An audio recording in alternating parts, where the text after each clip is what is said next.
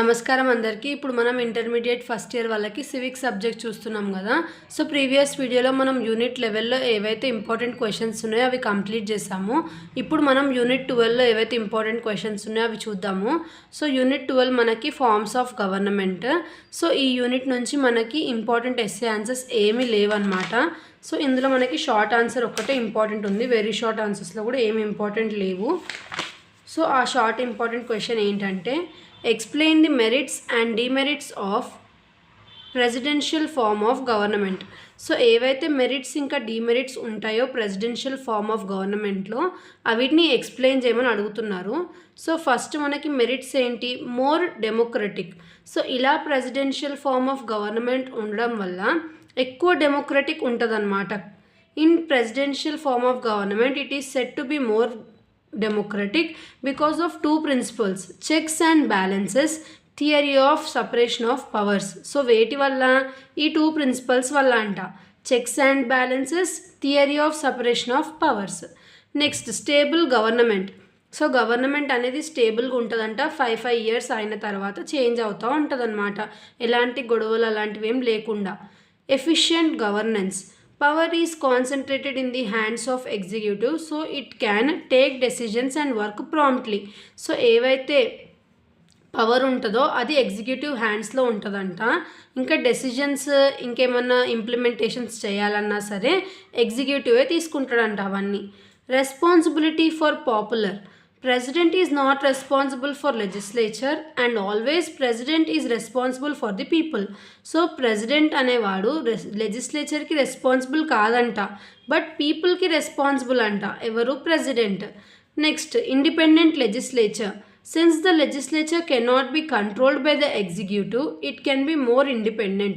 So ఏదైతే legislature ఉందో అది ఎగ్జిక్యూటివ్ వల్ల కంట్రోల్ అవ్వబడదు, బట్ అదేంటంట చాలా ఇండిపెండెంట్గా వర్క్ అవుతుందంట.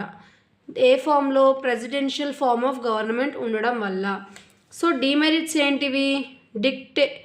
Dictatorial executive.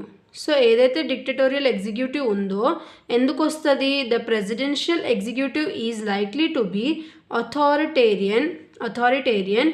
All executive powers are concentrated in the hands of president. So అన్ని పవర్స్ ప్రెసిడెంట్ హ్యాండ్స్లో ఉండడం వల్ల కొంచెం డిక్టేటర్షిప్ లాగా అనిపిస్తుంది. Conflict and deadlock.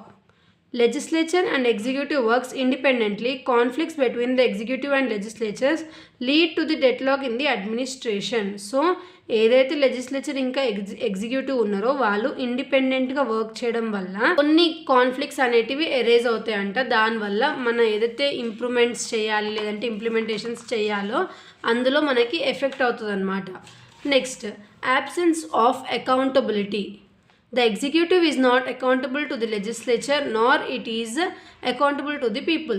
సో ఏదైతే ఎగ్జిక్యూటివ్ ఉన్నాడో అతను లెజిస్లేచర్కి ఆన్సరబుల్ కాదు, ఇంకా పీపుల్కి కూడా ఆన్సరబుల్ కాదంట. సో అది ఒక డిమెరిట్.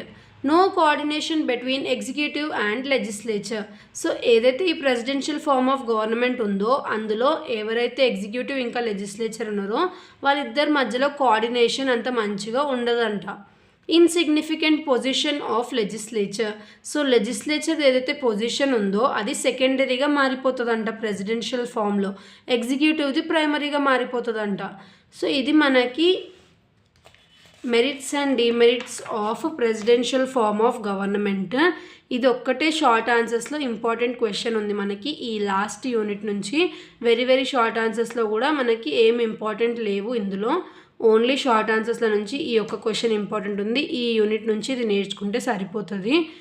సో ఈ సబ్జెక్ట్ మనకి ఈ 12 యూనిట్స్తో కంప్లీట్ అయింది. నెక్స్ట్ వీడియోలో మనం నెక్స్ట్ న్యూ సబ్జెక్ట్ స్టార్ట్ చేద్దాము. Thanks for watching.